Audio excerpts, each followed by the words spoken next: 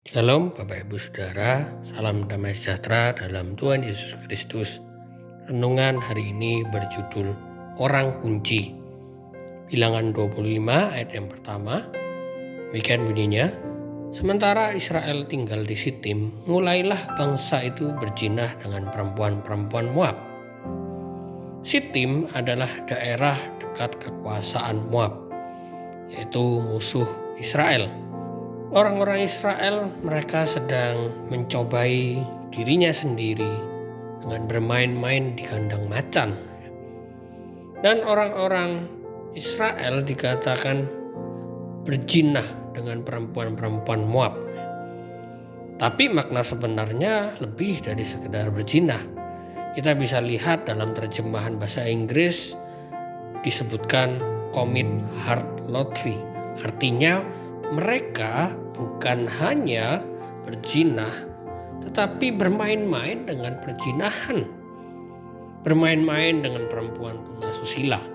Nah, sampai pada akhirnya perempuan tunasusila ini mengajak Israel menyembah, sembahyang, dan makan makanan dari persembahan berhala-berhala mereka.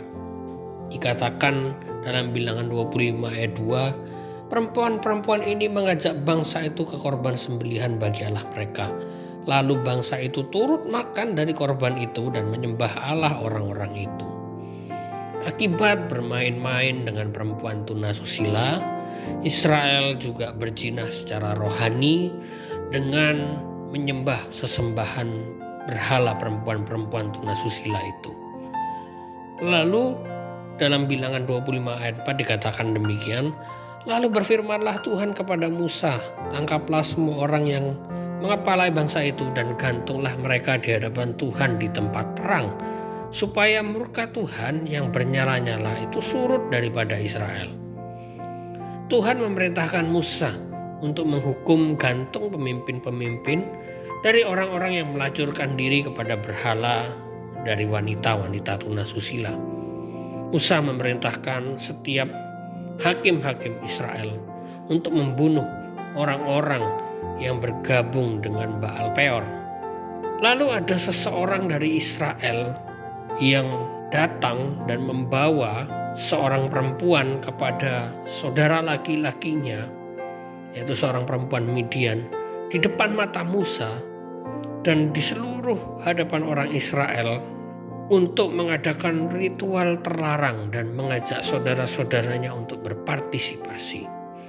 Kemudian Pinehas yang adalah cucu dari Harun, anak dari Eleazar, melihat hal itu dan dia bangkit dengan amarah dari tengah-tengah orang Israel dan mengambil tombak di tangannya.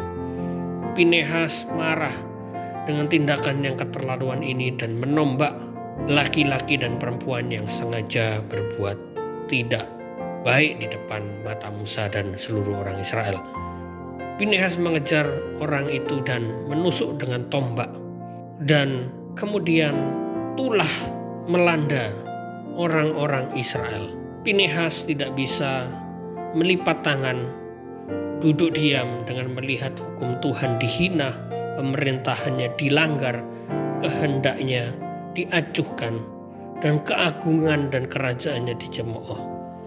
Hati sang hamba berkobar dalam satu nyala api amarah yang saleh.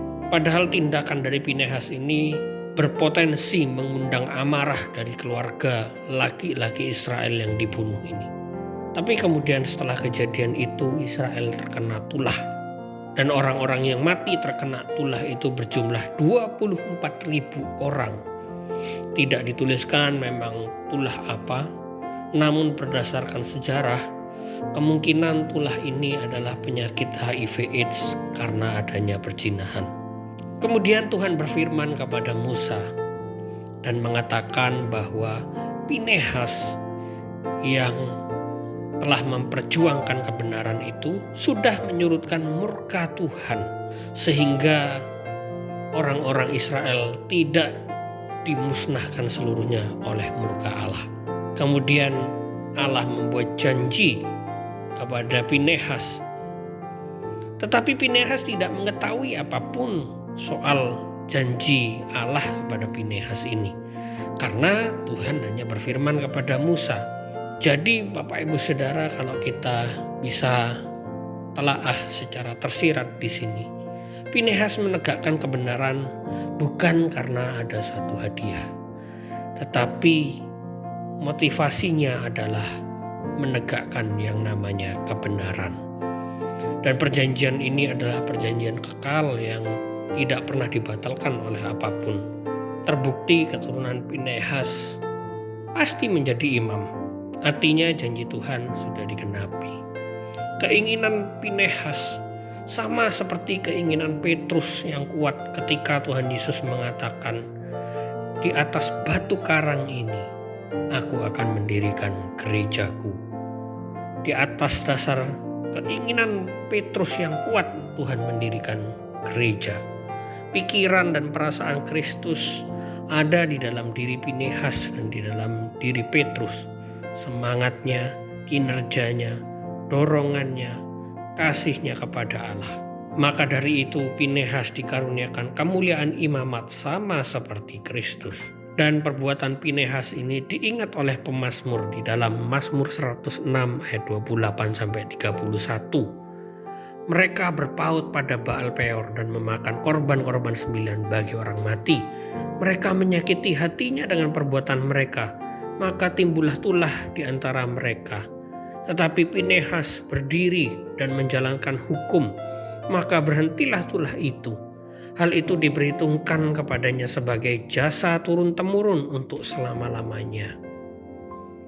Bapak Ibu Saudara, kita melihat bagaimana Pinehas menerima suatu kehormatan yang dikenang secara turun-temurun bahkan untuk selama-lamanya karena perbuatannya dengan menegakkan kebenaran. Disitulah dia menjadi orang kunci. Nama laki-laki Israel yang dibunuh dengan perempuan itu adalah Zimri, anak Salu, seorang pemimpin dari keluarga Simeon. Tidak hanya berhenti di situ Bapak Ibu Saudara, kita bisa melihat dari kisah ini bahwa nama laki-laki Israel yang dibunuh dengan perempuan itu adalah Zimri. Di kemudian hari ada pepatah Yahudi yang mengatakan, berbuat seperti Zimri tetapi minta dihargai seperti Pinehas. Jadi Bapak Ibu Saudara, perbuatan Pinehas ini tidak hanya terkenang oleh kitab suci, tapi bahkan dalam kehidupan sekuler orang-orang Yahudi, nama Pinehas begitu dikenang hingga ada pepatah yang mencatut nama Pinehas. Semangatnya menegakkan kebenaran di tengah-tengah umat mendosa adalah sebuah kesukaan bagi Tuhan. Bahkan dari kisah itu nyata bahwa murka Tuhan bisa surut. Bapak Ibu Saudara, mari kita menjadi orang-orang kunci dengan menegakkan kebenaran walaupun orang-orang di sekitar kita sedang asik dengan dosa mereka. Dengan menjadi orang kunci ini, kita bisa menjadi berkat bagi sesama, bahkan bagi daerah di mana kita tinggal. Tuhan Yesus memberkati.